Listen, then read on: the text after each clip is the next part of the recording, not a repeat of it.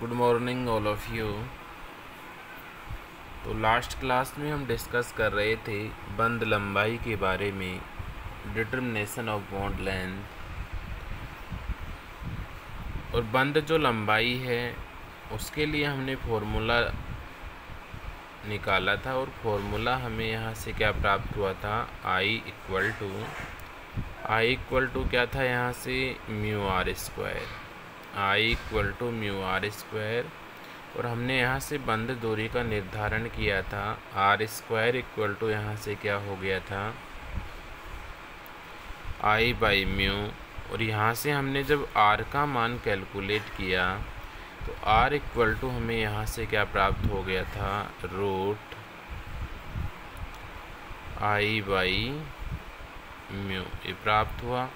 अब यहाँ से देखिए आर के लिए जो इक्वेशन है, इस इक्वेशन में यदि मैं आई का मान और म्यू का जो मान है वो यहाँ से पुट कर देता हूँ तो इसकी जो बंद लंबाई है उसको हम आसानी से यहाँ पे क्या कर सकते हैं, कैलकुलेट कर सकते हैं।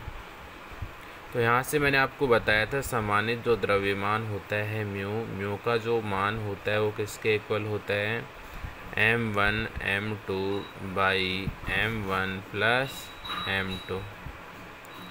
तो म्यू का जो वैल्यू होता है वो m1 m2 by m1 plus m2 के इक्वल होता है। अर्थात दोनों अणुओं के द्रव्यमानों के गुणनफल में यदि हम दोनों अणुओं के द्रव्यमान जो हैं उनके योग का हम भाग लगा देते हैं तो यहाँ से हमें समानित द्रव्यमान प्राप्त होता है। इसके बाद यहाँ से हमने b निकाला था, और b इक्वल टू यहाँ पे इसकी वैल्यू होती है b equal to h by 8 pi square I C. b equal to यहाँ पे जो b है, b क्या कहलाता है यहाँ, b यहाँ पे घूर्णन स्थिरांक कहलाता है। और घूर्णन जो स्थिरांक होता है इसका वैल्यू क्या प्राप्त होता है हमें यहाँ से, b equal to h by 8 pi square I C. यहाँ से हमने i का वैल्यू कैलकुलेट किया था, और i इक्वल टू हमें यहाँ से क्या प्राप्त हुआ था, h by 8 pi square B C. ये जो वैल्यू है ये हमें यहाँ से क्या हुआ था, प्राप्त हुआ था।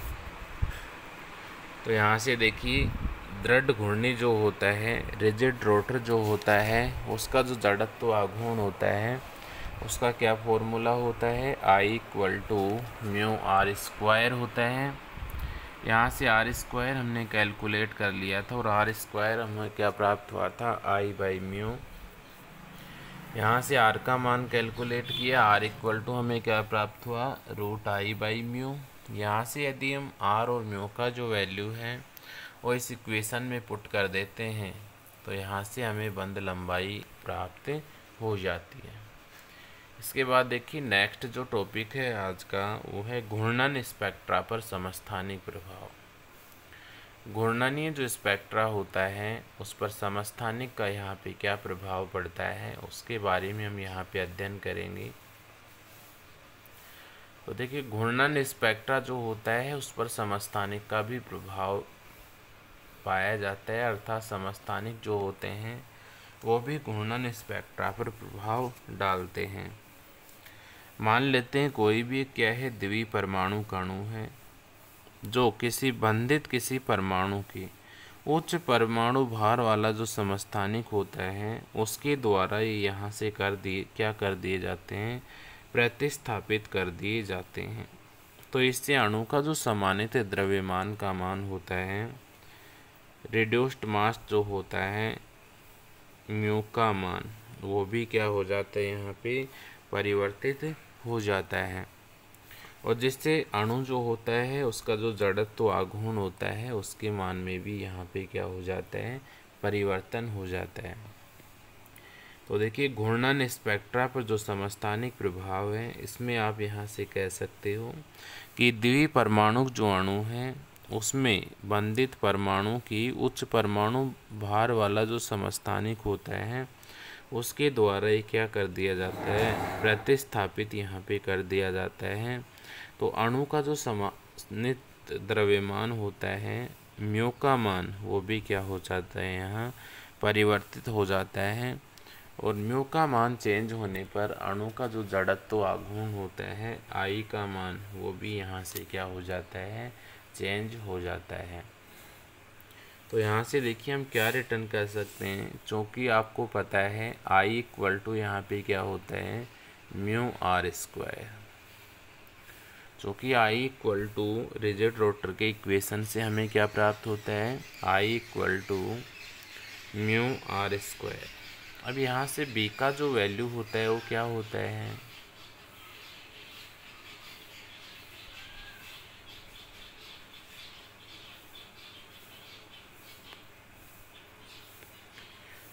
वी नो दैट, हम जानते हैं कि बी इक्वल टू हमें क्या प्राप्त हुआ था, B equal to H by 8 pi square I C.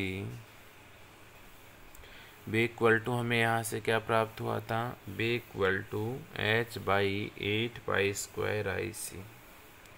और यहाँ से आई का मान यदि हम इस इक्वेशन में पुट करें तो हमें यहाँ से क्या इक्वेशन प्राप्त होगा, b equal to H by 8 pi square I C equal to I के स्थान पे पुट कीजिए म्यू आर स्क्वायर।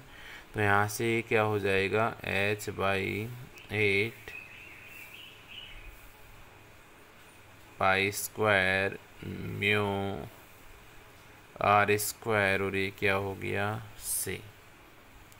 तो यहाँ पे b का जो वैल्यू था वो किसके इक्वल था, h by 8 pi square I सी के इक्वल था। i के स्थान पे हमने यहाँ पे क्या पुट किया, म्यू आर स्क्वायर। तो यहाँ से इक्वेशन क्या हो गया, b equal to h by 8 pi square mu R square C. अब ये जो इक्वेशन हमें यहाँ से प्राप्त हुई है, इस इक्वेशन में मैं देखिए यहाँ से ये जो b है, म्यू है, और ये जो i है, इसमें क्या रिलेशन यहाँ पे पुट रिटर्न कर सकते हैं कि b का जो मान है वो इन्वर्सनली प्रोपोर्शनल होगा 1/i के, एंड b का जो वैल्यू है इन्वर्सनली प्रोपोर्शनल होगा 1/म्यू के।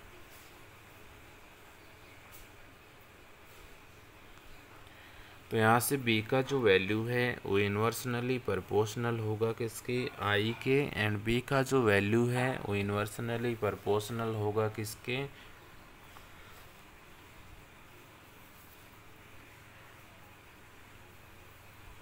म्यू के। यहाँ पे इन्वर्सनली प्रोपोर्शनली पाया जाता है।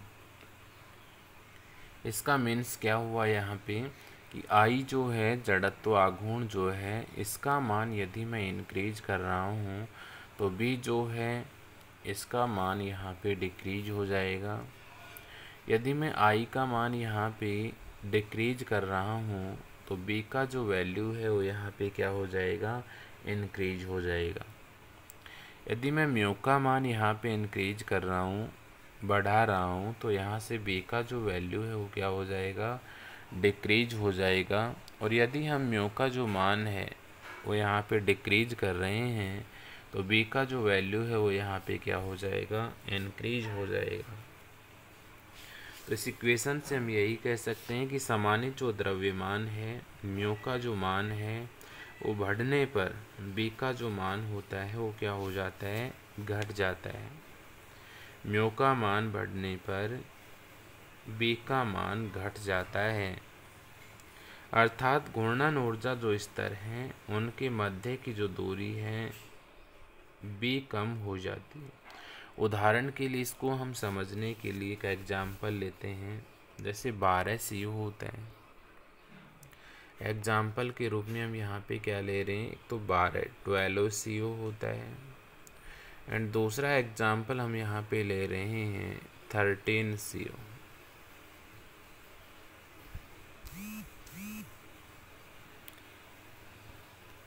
फॉर एग्जाम्पल के रूप में हम यहाँ पे 12 CO ले रहे हैं, एक दूसरा क्या ले रहे हैं 13 CO हम यहाँ पे ले रहे हैं। इसके घूर्णन स्पेक्ट्रा की यदि हम यहाँ से बात करें तो यहाँ पे समस्थानिक की द्रव्यमान संख्या बढ़ने पर, समस्थानिक जो होता है उसकी द्रव्यमान संख्या यहाँ पे बढ़ने पर b का जो मान होता है वो क्या हो जाता है, कम हो जाता है। और यहाँ से इसकी जो तरंग संख्या है म्यू बार, उसके मान में भी यहाँ पे क्या आ जाती है, कमी आ जाती है। तो यहाँ से रिजिड जो रोटर है उसके लिए हमने म्यू बार कैलकुलेट किया था। और म्यू बार इक्वल टू, देखिए हमें एक इक्वेशन प्राप्त हुआ था, म्यू बार इक्वल टू क्या प्राप्त हुआ था, 1/2πc रूट k/म्यू। म्यू बार इक्वल टू हमें क्या प्राप्त हुआ था यहाँ से, mu bar equal to 1/2πc root k/म्यू। और इसका जो वैल्यू था वो किस में प्राप्त हुआ था, हमें सेमी इन्वर्स में इसका मान हमें यहाँ से प्राप्त हुआ था। तो यहाँ से म्यू बार इक्वल टू हमें इक्वेशन प्राप्त हुआ था तरंग संख्या के लिए 1/2πc रूट k/म्यू सेमी इन्वर्स। अब कि इसके बाद में हम यदि यहाँ पे इसका जो घूर्णन स्थिरांक है बी अणु को किसका 12 CO और बी डैश अणु हम मान लेते हैं 13 CO। तो ये जो है इसका घूर्णन स्थिरांक हम क्या मान लेते हैं, बी। इसका जो घूर्णन स्थिरांक है वो क्या मान लेते हैं, यहाँ पे बी डैश हम यहाँ पे मान लेते हैं। तो यहाँ से b का जो वैल्यू होगा वो b डैश से क्या होगा, अधिक होगा। b का जो वैल्यू होगा घूर्णन स्थिरांक 12 CO के घूर्णन स्थिरांक का जो मान होगा वो 13 CO के घूर्णन स्थिरांक से क्या होगा, अधिक होगा। अर्थात b का जो वैल्यू है वो b डैश से क्या होगा, ज़्यादा होगा। तो यहाँ से देखिए b/b डैश यहाँ से कैलकुलेट कीजिए। तो b/b डैश यहाँ से हम कैलकुलेट करेंगे तो देखिए ये क्या हो गया, b बाई क्या हो गया, ये यहाँ से b डैश, b बाई क्या हो गया यहाँ से b डैश। अब b का वैल्यू क्या होता है यहाँ से h/8π² IC होता है। और इसमें हम b डैश से डिवाइड करेंगे इसको। तो b डैश से यहाँ पे हम डिवाइड करें इसको तो देखिए यहाँ से ये क्या हो जाएगा 8π², ये क्या हो गया I डैश हो गया ये b डैश के लिए, और ये c बाई क्या हो गया यहाँ से h। तो यहाँ से b/b डैश इक्वल टू हमें क्या प्राप्त हुआ, h/8π² IC इंटू ऊपर क्या लिखोगे इसको 8π² I dash C by h। अब यहाँ से देखिए क्या कैंसिल हो रहा है, h से h कैंसिल, π² से π² कैंसिल, इस c से c कैंसिल, 8 से 8 कैंसिल। तो यहाँ पे जो रिमेन है उनको आप रिटर्न कीजिए। ये क्या हो गया यहाँ से b बाई क्या हो गया यहाँ से b डैश इक्वल टू क्या शेष रहा यहाँ से I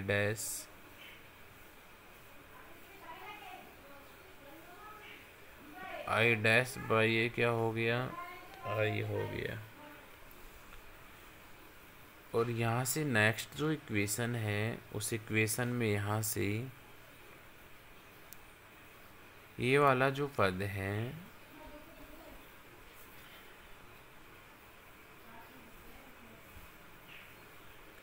ये वाला जो पद है इसमें I के स्थान पे μr² पुट कीजिए।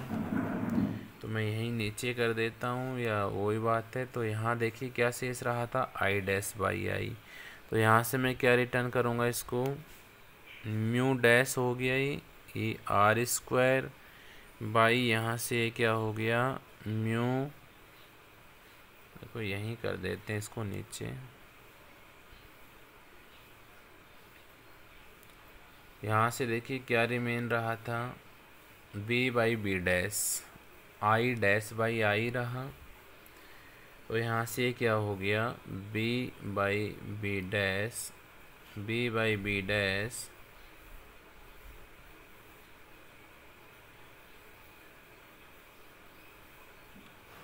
B by B dash equal to, ये क्या हो गया यहाँ से, I dash by I, B by B dash equal to I dash by I equal to, और आई डैश के स्थान पे यहाँ पे आप क्या पुट करोगे, म्यू डैश आर स्क्वायर, और नीचे यहाँ पे आई के स्थान पे क्या पुट करोगे, म्यू आर स्क्वायर।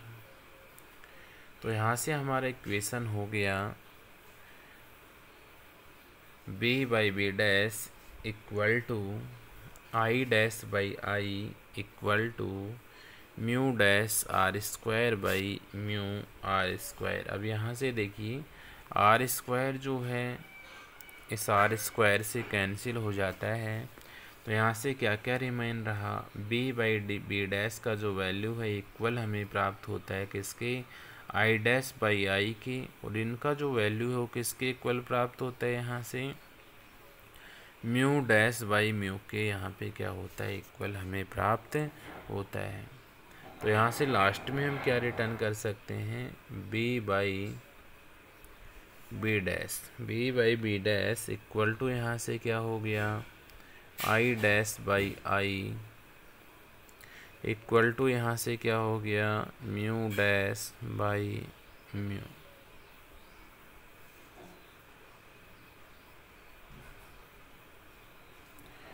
तो यहाँ से हमें इक्वेशन प्राप्त हुआ b by B dash equal to I dash by I equal to mu dash by mu.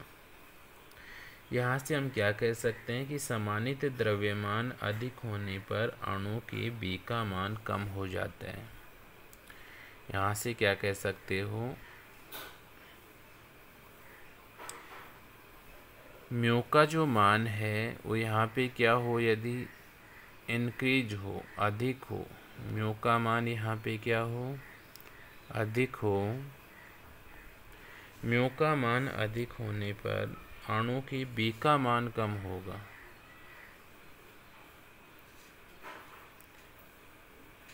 b का जो मान है वो क्या होगा, यहाँ पे कम होगा। म्यू का मान अधिक होने पर b का मान यहाँ पे क्या होगा, कम होगा।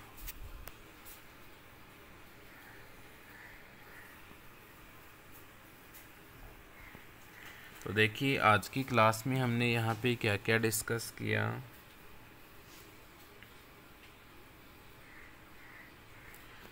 सबसे पहले मैंने आपको बताया आइसोटोप इफेक्ट जो है रोटेशनल स्पेक्ट्रा पर, इसको हिंदी में क्या कहोगे आप, घूर्णन स्पेक्ट्रा पर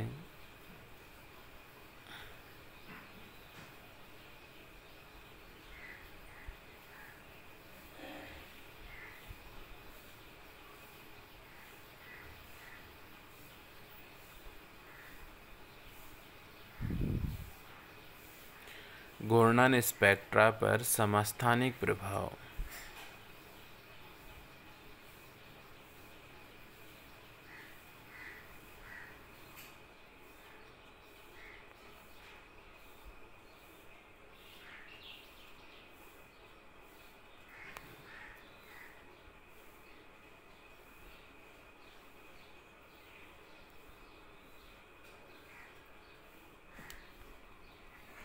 घूर्णन स्पेक्ट्रा पर समस्थानिक प्रभाव, इसमें आप सबसे पहले बताओगे रिजिड रोटर की इक्वेशन से हम जानते हैं कि I equal to mu R square, we know that हम जानते हैं कि b equal to H by 8 square I C होता है।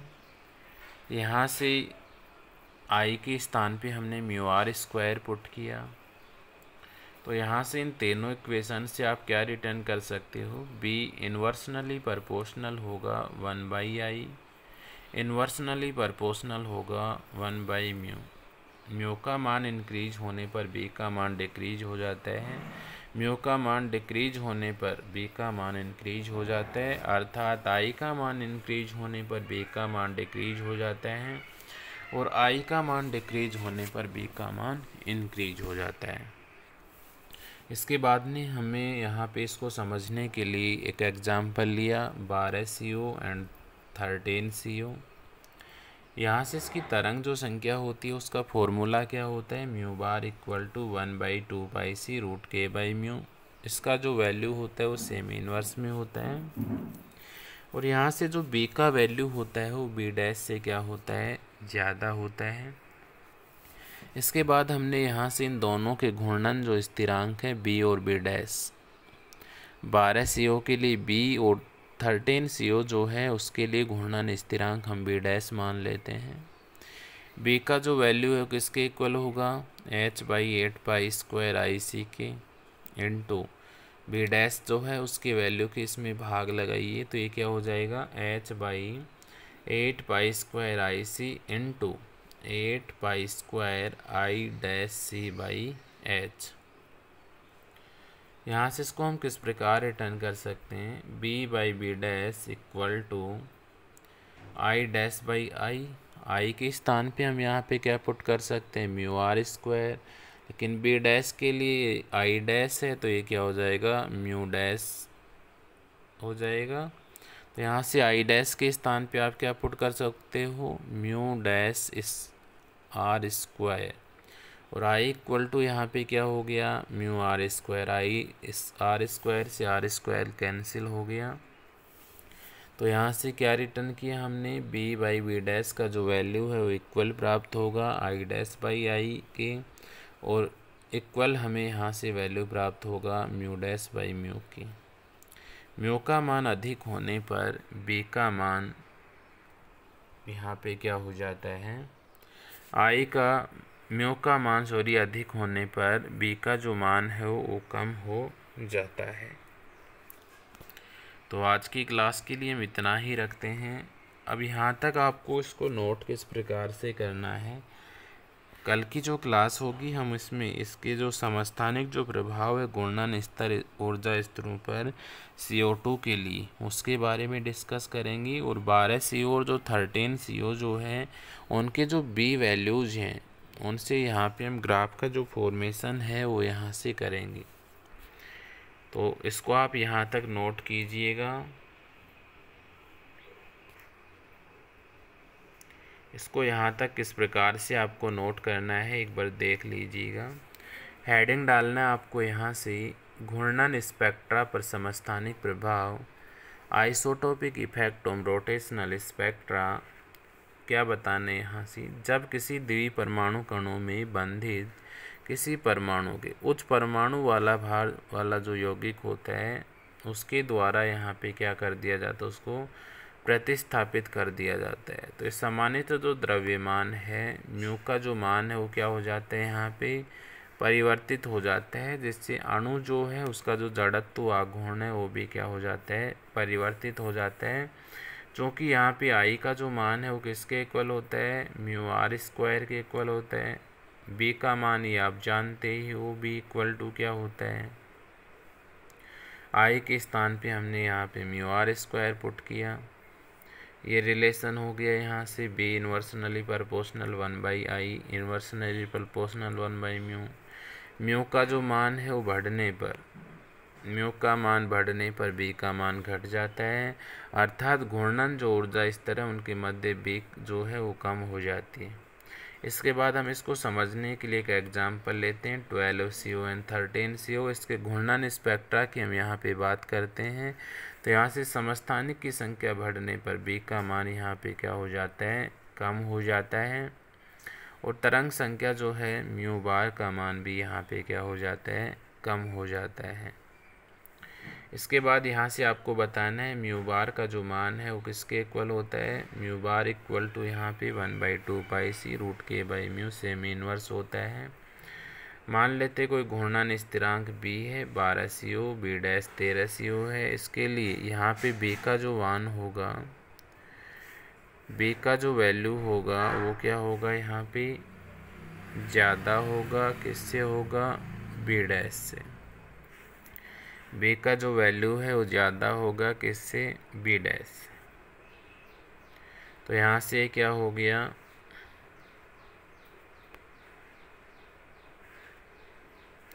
बी बाई बी डैश हमने यहाँ से कैलकुलेट किया, तो यहाँ से लास्ट में क्या रिलेशन हमें यहाँ से प्राप्त हुआ, B by B dash equal to I dash by I equal to mu dash by mu. अर्थात यहाँ से हम क्या कह सकते हैं, सामान्यत द्रव्यमान अधिक होने पर बी का जो मान है वो क्या हो जाता है, कम हो जाता है। इसलिए यहाँ से 12 CO और 13 CO के लिए सामान्य जो द्रव्यमान है उसकी गणना हम निम्न प्रकार कर सकते हैं। इसका जो अध्ययन है वो हम नेक्स्ट क्लास में करते हैं। तो आज की क्लास में आप इसको नोट कीजिएगा, ये वाला पेज आपको इसमें रिटर्न करना है, नेक्स्ट आपको ये वाला पेज इसमें रिटर्न करना है, और लास्ट में ये वाला जो पेज है इसमें आपको रिटर्न कर देना है। इसके जो घूर्णन स्पेक्ट्रा पर समस्थानिक जो प्रभाव है CO2 पर, उसका आरेख वगैरह, इसका समानित द्रव्यमान वगैरह, वो हम नेक्स्ट क्लास में अध्ययन करते हैं। तो आज के लिए इतना ही। Thanks all of you.